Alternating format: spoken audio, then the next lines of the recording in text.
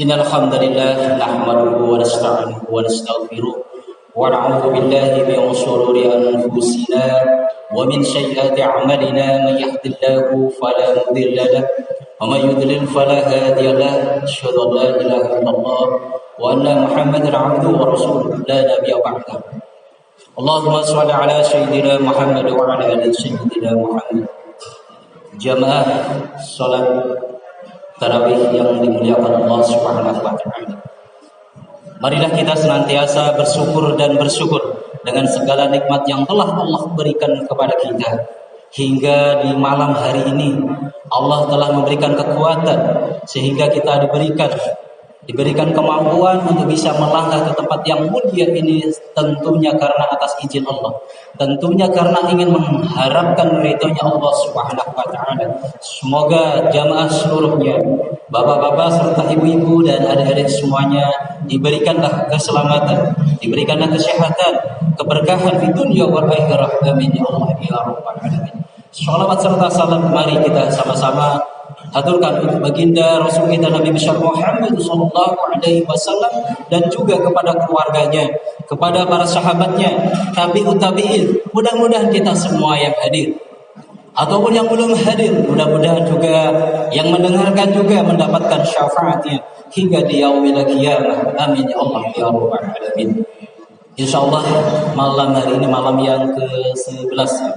Alhamdulillah, mudah-mudahan kita diberikan kesehatan hingga sampai tuntasnya bulan Ramadan. Di dalamnya ada suatu kesedihan ketika semakin hari semakin berkurang di bulan Ramadan. Apa yang berkurang? Waktunya. Semakin kita mengharapkan kerinduannya. Kenapa? Karena di dalam bulan suci Ramadan, sebagaimana firman Allah, A'udzu billahi minasyaitonir rajim. Bismillahirrahmanirrahim. Ya ayyuhalladzina amanu kutiba 'alaikumus shiyam kama kutiba 'alal ladzina min qablikum la'allakum tattaqun. Hai orang-orang yang beriman, diwajibkan atas kamu untuk berpuasa sebagaimana orang-orang terdahulu. Agar apa? Agar kita menjadikan orang-orang yang bertakwa. Bertakwa dengan menjalankan sebenar-benarnya perintah dan menjauhi apa yang dilarangnya. Tentunya bukan karena keterpaksaan kita menjalankan puasa ini, tapi karena ingin mendapatkan ridhonya Allah Subhanahu wa taala. Ada suatu riwayat hadis dalam Imam Bukhari, A'udzu billahi minasyaitonir rajim. Man shoma Ramadan imanan wa ihtisaban ghufira lahu ma taqaddama min dhanbihi. Man syauma, barang siapa yang berpuasa di bulan Ramadan tentunya karena mengharapkan ridho serta ampunan Allah, maka akan diampuni dosa-dosa di masa lalunya.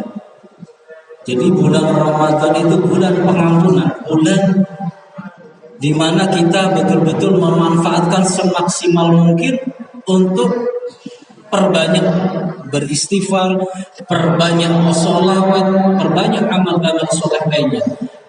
Lebih-lebih di dalamnya bulan Ramadan adalah bulannya diturunkan Al-Quran, dan Al-Quran adalah hudan linnas, petunjuk bagi manusia. Al-Quran huda wal furqan, pembeda, petunjuk dan juga pembeda mana yang hak dan mana yang batil. Al-Quran huda wa shifa, petunjuk dan juga obat atau penawar.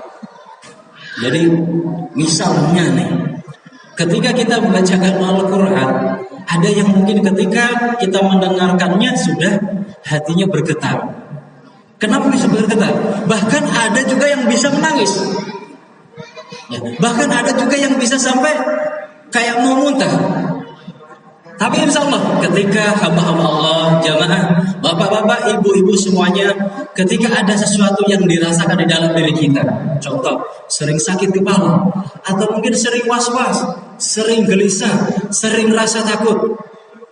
Takutnya ini seperti kita dikejar-kejar harimau, gitu ya.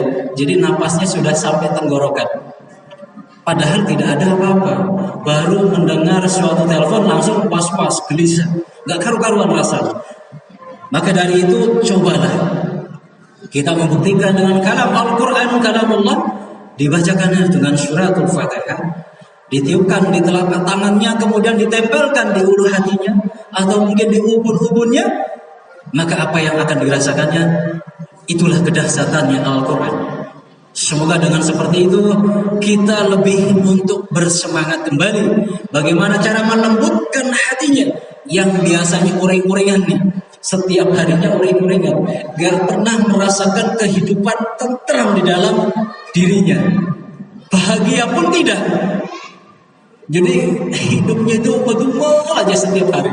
Cobalah sekali-kali ambil air wudhu, menghadap kiblat, beristighfar, kemudian bersolawat sebagai wasilah untuk dikabulkannya doa kita. Dan setelah itu bacakan Al-Quran. Maka dengan izin Allah, ketika kita menyandarkan segala sesuatunya, kita hanya bersandar kepada Allah sebagaimana firman Allah. A'udzubillahi minasyaitonir rajim. Bismillahirrahmanirrahim. Wa ma khalaqtul jinna wal insa illa liya'budun. Tidaklah kuciptakan jin dan manusia kecuali hanya untuk beribadah kepadaku. Siapa yang di sini bisa melihat jin? Ada nggak yang bisa melihat jin? Kalau saya punya jin tapi celana jin, ya betul nggak? Ada nggak yang pernah melihat jin penampakan? Tiba-tiba takut lari, bahkan langsung matanya ditutup, ya tidurnya tengkurap. Ada nggak yang pernah seperti itu? Itulah karena kita tidak menyandarkan segala sesuatu yang terjadi kepada Allah. Tapi ketika kita menyandarkan segala sesuatunya kepada Allah dengan pertolongannya, maka apa yang didekatkan kita? Ada bantal, misalnya tidur tiba-tiba pintunya kebuka, ada pocong nggak ada matanya, itu gimana itu ya? Nah, kalau kita punya rasa takut, pasti kita akan lari, atau mungkin tidurnya tengkurap. Tapi ketika kita yakin betul, oh dia bisa menampakkan diri karena atas izin Allah, maka ambillah apa yang di sekitar kita, mau bantal, mau sendal, lemparkan. A'udzubillahi minasyaitonirrajim, lemparkan. Yakin bukan dianya yang mengajar kita. Adakah kisahnya orang mati dicekik sama setan? Adakah? Gak ada.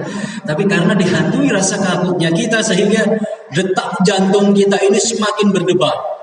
Maka ketika kita tidak bisa mengendalikannya, bisa yang namanya serangan jantung nanti, atau istilah bisa mati mendadak, ya. Jadi seperti itu saudaraku. Jamaah sidang salat tarawih yang dimuliakan Allah. Mungkin itu yang bisa saya sampaikan. Saya mohon maaf yang sebesar-besarnya bila mana lisan saya menyampaikan ada yang kurang bisa dipahami, atau ada kesalahan atau kurang sopan santunnya, saya mohon maaf yang sebesar-besarnya. Usikum wa nafsi bitaqwallah. Wassalamualaikum warahmatullahi wabarakatuh.